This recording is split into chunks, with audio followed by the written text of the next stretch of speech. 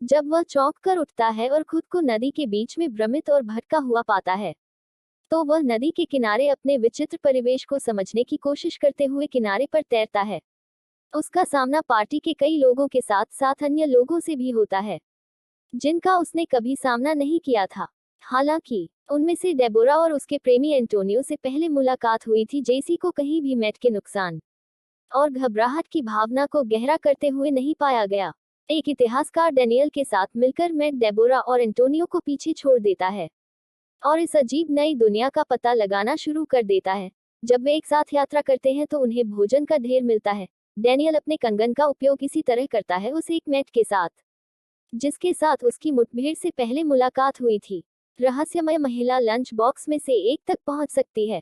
यह उसके आराम पर एक कंगन होने की स्मृति से मेल खाता है, जो कंगन और उन अजीब परिस्थितियों के बीच एक संबंध की ओर इशारा करता है जो वे खुद को पाते हैं। और साजिश में मैट और उसके साथियों का सामना एक लड़की से होता है जिसका नाम है टोमो, जो हतप्रभ था और सवाल कर रहा था कि क्या वह उनके पिता। मैट ने उनके प्रश्नों का उत्तर देते हुए कहा कि वास्तव में उनके प्रश्न का उत्तर कोई नहीं जानता।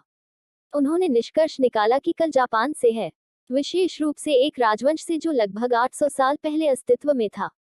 यह रहस्योद्घाटन इतिहासकार डेनियल को आश्चर्यचकित करता है, जो थॉमस की उपस्थिति से गहराई से चिंतित हो जाता है। और पृष्ठभूमि में समूह तब और आश्चर्यचकित हो जाता है जब उन्हें पता चलता है कि टॉमो अंग्रेजी कभी न सीख पाने के बावजूद भी धारा प्रवाह अंग्रेजी बोल सकता है। वह बताती है कि उसने यह भाषा अपने सपनों की घटना के माध्यम से हासिल की है, जो उनकी स्थिति की रहस्यमय प्रकृति को जोड़ती है, क्योंकि जिस क्षेत्र का वह सामना करता है उसका खराब अन्वेषण करता है। एक सप्ताह की लड़की जिससे भोजन लिया गया है, उसने प्रवेश किया चुराए गए भोजन को वापस करने के लिए नसे अचानक मैट पर आ गई। किसी ने इसे जेसिका नाम से बुलाया, जिसने उसे स्रोत की ओर भागने के लिए प्रेरित किया। वह रिचर्ड नाम के एक व्यक्ति से मिला और जेसिका के बारे में तत्काल पूछताछ की और उसके ठिकाने के बारे में जानकारी की उम्मीद की। हालांकि रिचर्ड टालमटोल कर रहा है और अंततः शारीरिक आक्रामकता, मुक्का मारने का सहारा लेता है। मैट उसके चेहरे पर और सख्ती से उसे दूर जाने से पहले जेसिका के बारे में भूल जाने की सलाह देते हुए कहानी में एक गहरा मोड़ आता है, क्योंकि मैट को परेशान करने वाले दुःस्वप्नों का अनुभव होता है जो लाशों की ज्वलंत छवियों से भरे होते हैं।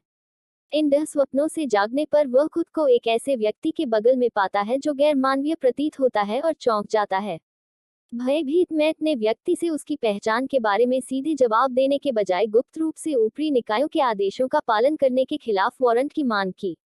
यह गुप्त चेतावनी रहस्य और खतरे की भावना को और तेज कर देती है, जो कहानी में मैट के रूप में व्याप्त है और अन्य लोग अपनी वास्तविकताओं से जूझ रहे हैं। अवास्तविक और प्रतिपट्टिका जिस अजीब आदमी से उसका सामना हुआ, उसकी पहचान को समझने के लिए वह लगातार पूछताछ कर रहा है। लेकिन पूछताछ तब अचानक बाधित हो जाती है जब वह एक रहस्यमय शक्ति से टकरा जाता है।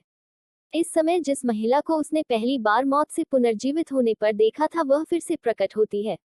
वह मैट को रखने की सलाह देती है। रिचर्ड से उसकी दूरी और उपेक्षा उसके पुरुषों के आदेशों में उन्हें देशद्रोही करार दिया गया है। यह चेतावनी उस आदमी द्वारा दिए गए संदेश के बिल्कुल विपरीत है, जिसे चेतावनी देने के कुछ ही समय बाद उसे हटा दिया जाता है। महिला इन आश्चर्यजनक घटनाओं के बीच एक बार फिर गायब हो जाती है। टोमो को जंगल में अकेला नक्शा मिलता है। उत्सुकता से वह पूछती है अगर उसने कुछ देखा हो असामान्य, लेकिन वह जवाब देता है कि उनकी बातचीत में ज्यादातर अतीत को बताने की क्षमता नहीं है, या वह नन बनने की अपनी कहानी एक आदमी के प्रति अपने प्यार के बारे में बताती है। और मैट अपनी चर्चा के दौरान एक टीवी रिपोर्टर के रूप में अपने काम के बारे में बात करता है। मैट लड़कियों को नोटिस करता है। पार्टी में हुए विस्फोट के लिए जिम्मेदार वह एक पत्थर के पीछे छुपी हुई है और के उफान में है। लड़की और दुख के साथ वह सर से सामना करता है और अपने कार्यों से होने वाले भारी नुकसान को व्यक्त करता है। टोमो मुकाबला करने के लिए हस्तक्षेप करता है और लड़की के पास जाकर उसके इरादों को समझता है। धीरे से उसके घावों की देखभाल करता है। लड़की बताती है कि बमबारी को अंजाम देने के लिए उसे इनाम के रूप में स्वर्ग का वादा किया गया था, लेकिन अब एहसास हुआ कि यह सब झूठ था। उसकी स्थिति में हर चीज में मोहभंग और उदासीनता एक गंभीर मोड़ ले लेती है। जब रिचर्ड सैनिक अप्रत्याशित रूप से मैट टोमो को घेर लेते हैं और बाकी सभी लोग तेजी से हावी हो जाते हैं और रिचर्ड्स बलों के बंदी और गुलाम बनकर आत्मसमर्पण करने के लिए मजबूर हो जाते हैं।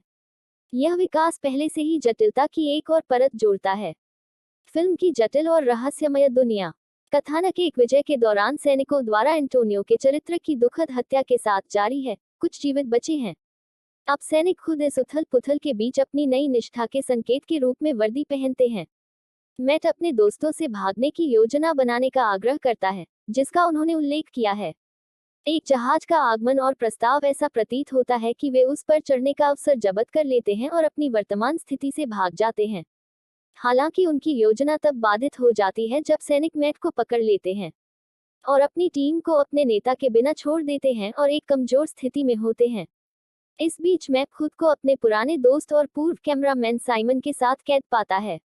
उनका पुनर्मिलन दिन के बीच खुशी का एक पल लेकर आता है। विकट परिस्थितियां जानकारी के लिए उत्सुक मैट बॉम्बार्ड साइमन सवालों के साथ साइमन ने खुलासा किया कि सिंगापुर बमबारी की घटना को 6 साल बीत चुके हैं। एक रहस्योद्घाटन जो चौंका देता है। जब जेसी साइमन के बारे में पूछा गया तो उसने बताया कि आखिरी बार उसने उसे रिचर्ड द्वारा पीछा किए जाने के दौरान देखा था। उसने कबूल किया कि वह स्वयं पढ़ लिख कर मारा गया। याद उस पीछा करने के दौरान और इस बात से अनभिज्ञ है कि उसके बाद जेसी के साथ क्या हुआ, क्योंकि मैट के दोस्त अपनी भागने की योजना को क्रियान्वित करने के लिए अथक प्रयास करते हैं।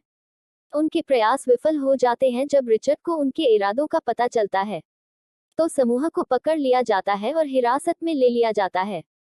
कंगन की बड़े पैमाने पर कमी के कारण रिचर्ड चिंतित हो जाता है। इस दुनिया में नियंत्रण का प्रतीक यह उसे नहीं मारने का फैसला करता है। रिचर्ड का अनुमान है कि मानचित्र में देखभाल करने वालों के बारे में मूल्यवान ज्ञान हो सकता है।